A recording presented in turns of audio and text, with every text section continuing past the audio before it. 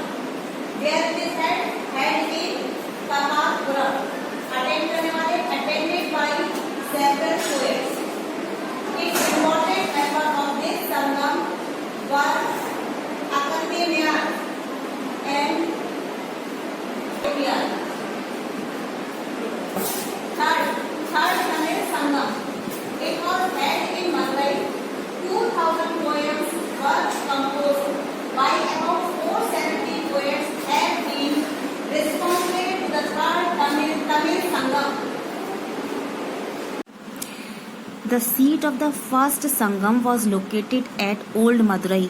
जो पहला संगम हुआ था वो पुरानी मदुरई में हुआ था.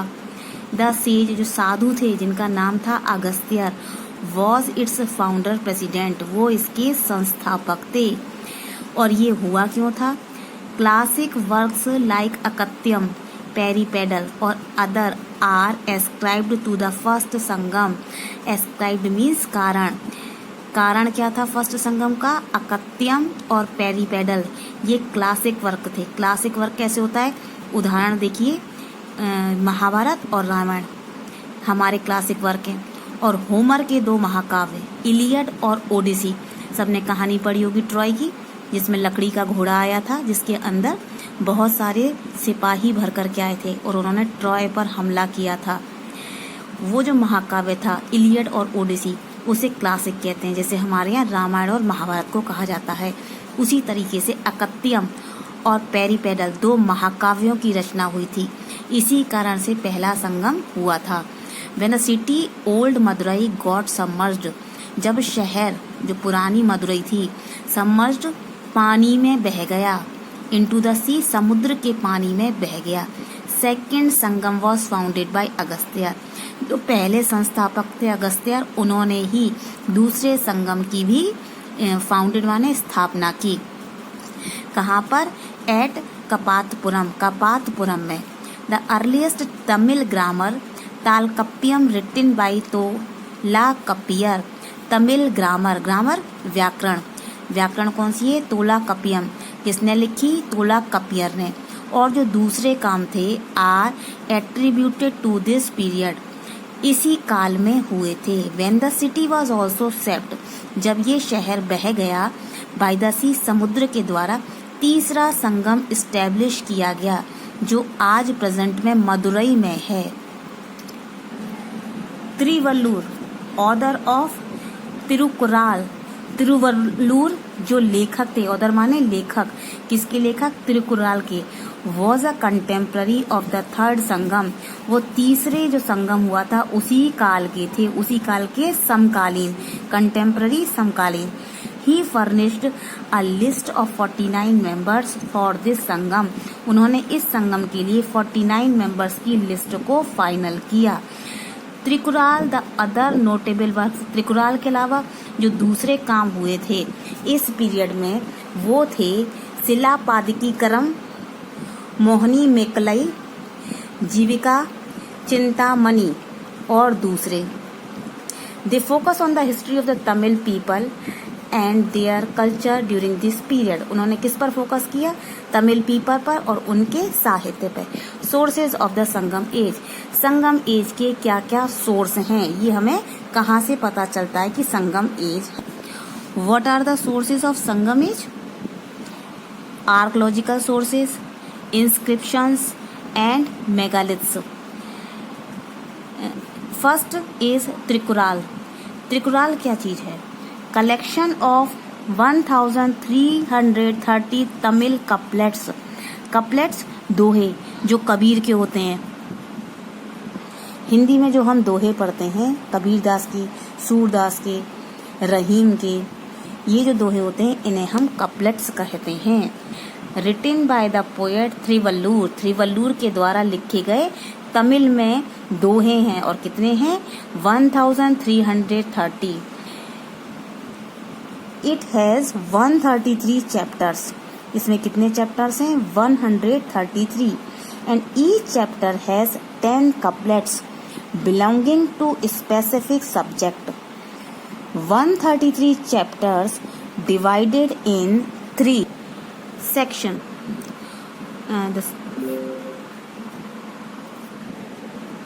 Now the first part deals with ethic and virtue. The second part deals with good governance and wealth management. Third and the last part deals with human emotion of love and romance. And now the next topic is megaliths. Megaliths. Megaliths means, mega means huge, lith means stone, huge stone. Megaliths not only mark the burial of the dead but also to help people remember where they have buried.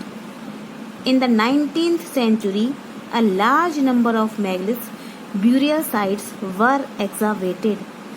From these, we came to know a lot of things about their social customs and practices. Pottery was one of the important economic activities. Hunting and gathering practices are also seen, evident in the archaeological remains and paintings of that period. Now the next topic is society. संगम का जो समाज था वो बहुत ही अच्छी तरीके से regulated वे में था, सुव्यवस्थित था. The king was the head of the state and have the highest place in the society. His attendants perform prayers in temple for his victory in war or fast recovery when he was ill. He also performed certain ceremonies. वो बहुत सारी ceremonies करता था. Sacrifice बलि देता था. Penance तपस्या करता था. कब करता था? When famine and drought caused, जब भी कोई आपदा आती थी. टू हिज सब्जेक्ट, उसके अनुयायियों पर, उसके जो अटेंडेंट थे. इसी तरीके से जो उसके अटेंडेंट थे वो प्रेयर करते थे मंदिरों में जा कर के, ताकि उसकी विजय हो और वो जल्दी से ठीक हो जाए अगर वो कभी बीमार पड़े. संगम एज में तमिल सोसाइटी वैदिक कास्ट सिस्टम के आधार पर बिल्कुल भी आधारित नहीं थी. कास्ट का कहीं भी कोई रेफरेंस नहीं मिलता. तमिल सोसाइटी में जो सबसे ज़्यादा ऑनर्ड व्यक्ति थे, सम्मानीय व्यक्ति थे, वो थे अरिवर या साधु. They were supposed to have had knowledge of the past. माना जाता था कि उन्हें पास्ट की नॉलेज है, प्रेजेंट की है और फ्यूचर की. They led a religious, धार्मिक जीवन जीते थे और शहर से बाहर रहते थे. Brahmins who lived amidst the people were avoided. जो ब्राह्मण थे और व्यक्तियों के ऊपर निर्भर रहते थे, वो ये साधु उन लोगों को अवॉइड करते थे, नजरअंदाज करते थे. पहला वाला जो हिस्सा था जिसमें साधु थे जो शहर के बाहर रहते थे और दूसरे में ब्राह्मण थे. ब्राह्मणों को साधु लोग नजरअंदाज करते थे, उनसे कोई भी वास्ता नहीं रखते थे.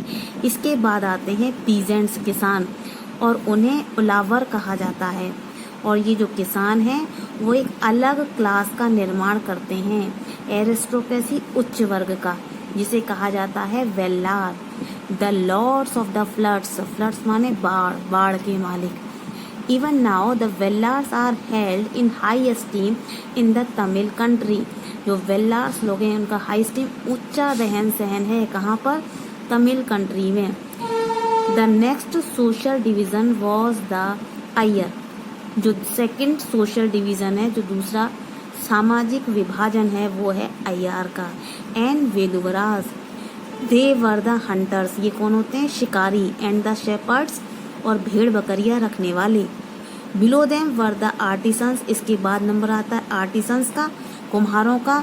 Like gold Smith, black Smith, carpenter, सोने का जो काम करते हैं, लोहार, कारपेंटर, लकड़ी का काम करने वाले, पॉटर्स, मिट्टी के बर्तन बनाने वाले, और सो ऑन, और ऐसे ही. आफ्टर देम, इनके बाद केम द आर्म्ड मैन, सेनानी आते हैं, कॉल्ड द पदाइचेयर. The lower class in the social ladder, जो सबसे नीचे की सीढ़ी है समाज में. Were the Valaiyars and the Pulaiyars who belong to the class of fisherman. सबसे नीचे पायदान पे कौन आते हैं?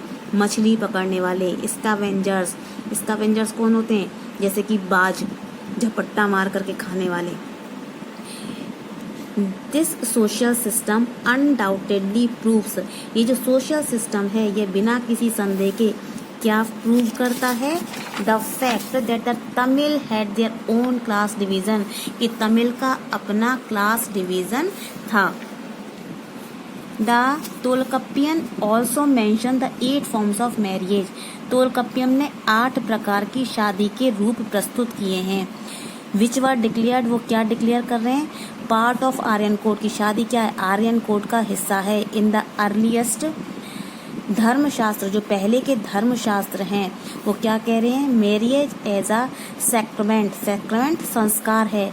अटेंडेड विद रिचुअल्स, जिसे किसके साथ करना चाहिए? परंपराओं के साथ. Established in the Tamil country by the Aryas, जो तमिल लोग करते हैं। और किसने एस्टेब्लिश करा है? आर्य लोगों ने। आर्य लोगों ने शादी को एक संस्कार के रूप में तमिल कंट्री में एस्टेब्लिश किया है। Now the last topic is economy. Economy अर्थव्यवस्था कैसी थी, पैसा कहाँ से आता था। The main economic activities of the people of this age were agriculture, weaving, pearl fishery, manufacturing and construction. The chief source of income of government were from land revenue, custom duty, toll tax, etc. Tolls were collected on the trunk roads. Toll कहाँ से collect किया जाता था? Trunk road से। और trunk road क्या होती है? जो एक राज्य को दूसरे राज्य से जोड़ती है। Water says was also lived on farmers to whom water was supplied from the. पानी के लिए भी किसानों से कर लिया जाता था, जो वो कैनल से लेते थे। और किसके लिए लेते थे? इरिगेशन के लिए पानी लेते थे। And now there are answer to some question. What is Sangam literature? What is Sangam literature? The literary works produced in Sangam age are called Sangam literature. The literary works produced in Sangam age are called Sangam literature. What was the Sangam? What was the Sangam? Sangam was the gathering or association of literature. Sangam was the gathering or association of literature. What are megaliths? What are megaliths? Trikural and megaliths were the sources of information about the Sangam period. Trikural and megaliths were the sources of information about the Sangam period. How many Sangams took place? कितने संगम हुए थे? There were 3 Sangams. Where was the first Sangam held? पहला संगम कहाँ हुआ था? The first Sangam was held at Old Madurai. First Sangam was held at Old Madurai. Name the works ascribed to the first Sangam. The works ascribed to the first Sangam were Akatyam, Paripadal, etc. The works ascribed to the first Sangam were Akatyam, Paripadal, etc. Who founded the second Sangam?